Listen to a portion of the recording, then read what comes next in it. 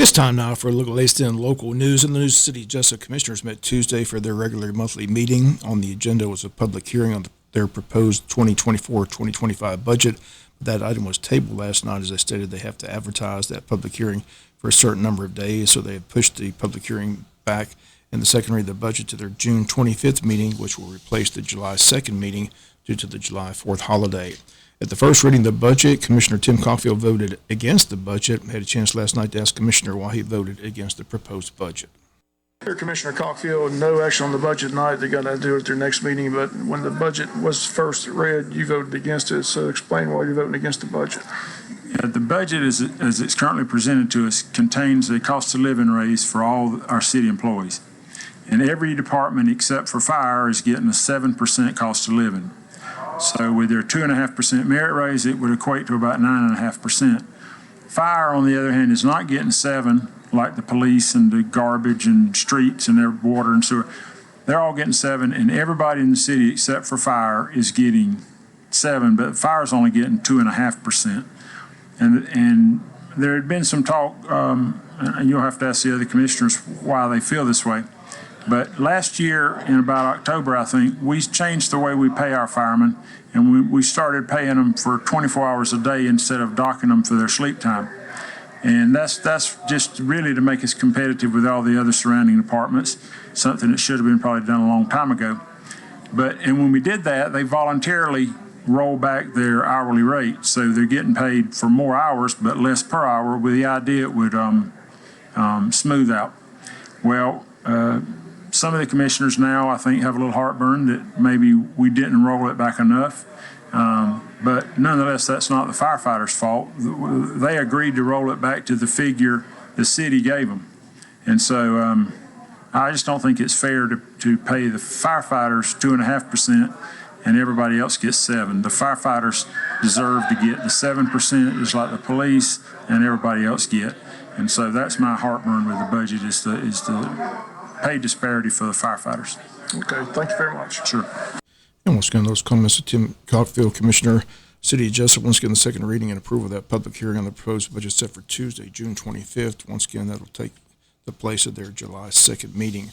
Other news from the City Commissioners meeting last night, they voted to approve the increase in the water and sewer rates in the City of Jesup.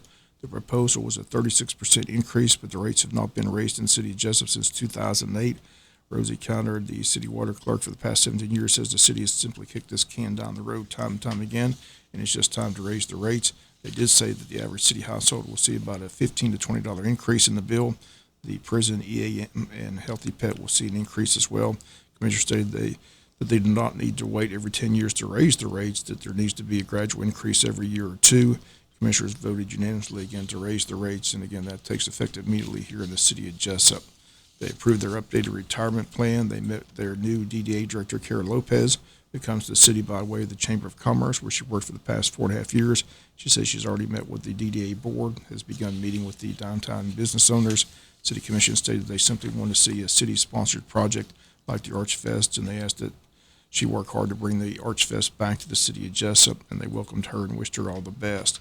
Fire Chief Josh Huffman on hand the request by the county concerning the ISO mapping between the city and county. Issue was tabled. The city wants their city-county contract committee to meet with the county administrator, Paul Andrade, and go over the proposal and then bring a recommendation back to the city council.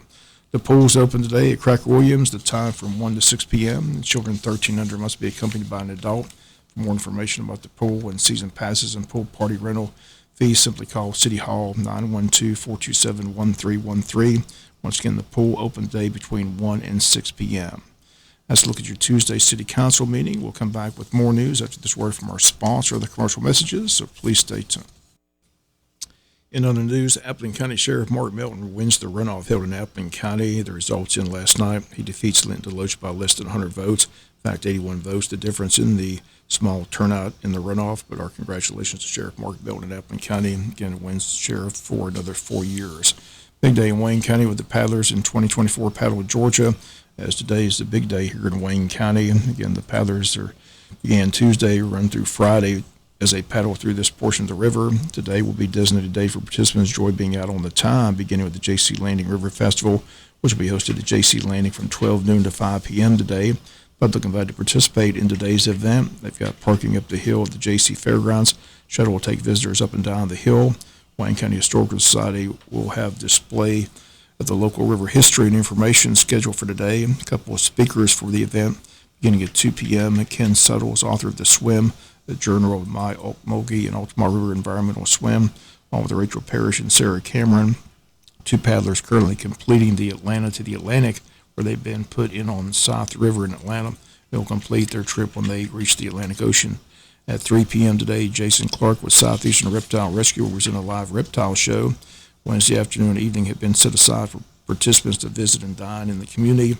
Shuttles will run from the Martha Bucket School on designated routes from 4 to 9 p.m. Hospitality tent will be set up at the school. Restaurants and businesses that wish to offer Paddle of Georgia specials may provide menus and specials for posting on the information board at the hospitality tent. They state approximately 250 to 300 visitors will be in the community today from Tuesday through Friday. Again, they look forward to providing them great Wayne County hospitality. Mayor Jason Weaver hosting that Epilepsy 101 training event tomorrow from 10 to 2 at Coastal Pines Polytech Center in Wayne County. It'll raise awareness about epilepsy and equip participants with skills on seizure first aid. Mayor Weaver says the epilepsy training seeks to bridge the gap by providing comprehensive training to participants, ensuring that they're well prepared to assist individuals experiencing seizures in their schools and communities. Participants will undergo hands-on training, exercises, and simulations to reinforce their learning and build confidence in their ability to respond effectively to seizure emergencies. Through events like the epilepsy training, they can equip individuals with the knowledge and skills needed to support those living with epilepsy and promote inclusivity and understanding. Senate Bill 45, AJ's law, ensures students in Georgia receive care for epilepsy or a seizure disorder while attending school. Again, Executive Director at the Epilepsy Foundation of Georgia, Allie Clift. It allows physicians and parents of a child being treated for a seizure disorder to provide schools with a seizure action plan. The training represents a partnership between the Epilepsy Foundation of Georgia and Mayor Weaver. The event will feature guest speaker A.J. Taylor, who Governor Kemp named A.J.'s Law after. A.J. reflected, at 14, when I was diagnosed with epilepsy, I had no idea that one day I would be able to use those life experiences to impact the next generation of students. A.J.'s Law makes sure that kids and families with epilepsy disorders do not have to wonder who will have their back. With educators, we can beat the fear and stigma together. Once again, this event is free and open to individuals of all backgrounds and experience levels, especially school personnel. You can register on the website, epilepsygeorgia.org/Wayne County, or you can contact the Scriven City Hall, 912-579-2211.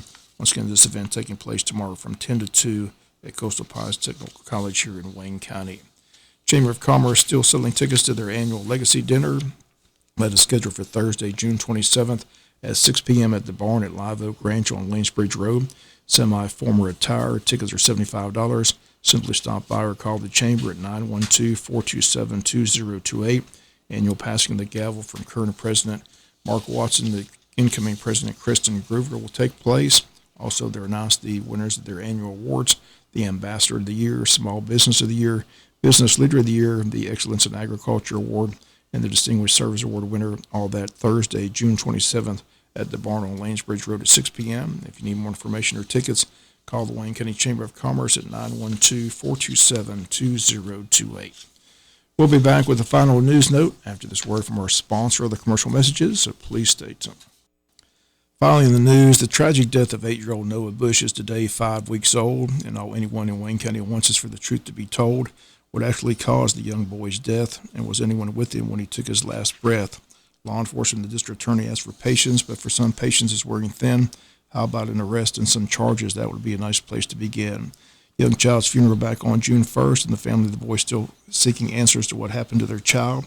Social media and plenty of rumors being told. It's simply wild. At last report, still waiting on the autopsy report and scientific evidence from the GBI. So we all wait for the process to play out and look for the truth and not all these lies. They continue to spread on social media, which isn't helping anyone. Again, the sheriff and district attorney asked that everyone wait until the investigation is simply done. Our thoughts and prayers remain with the family of Noah Bush. It's sad and tragic, and we wait the truth to be told. The initial report of no foul play is simply wrong and old. Something bad happened that day, and the family simply wants to know how their child died. At the child's funeral, a lot of tears were shed, as most in the audience cried. We'll continue to follow the story. All updates and press releases we'll provide to you. Law enforcement says the investigation is almost complete, so all we continue to do is wait.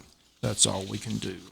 That's going to do it for latest in local news. Sports comes your way in a few minutes. Bob Morgan saying have a great day.